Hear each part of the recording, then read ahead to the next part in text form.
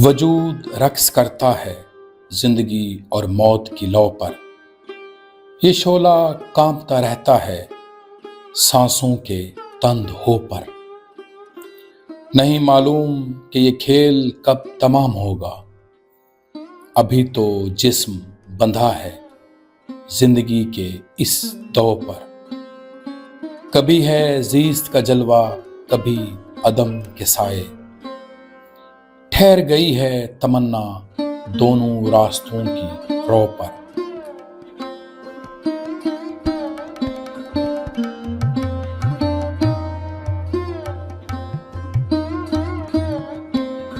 तलाशे नगमा में निकले थे बेकराए सहरा।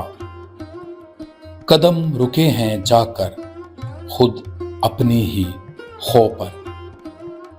ये कौन गुनगुनाता है सन्नाटों के सीने में कि झूमती है धरती फलक की हर सुबह नौ पर।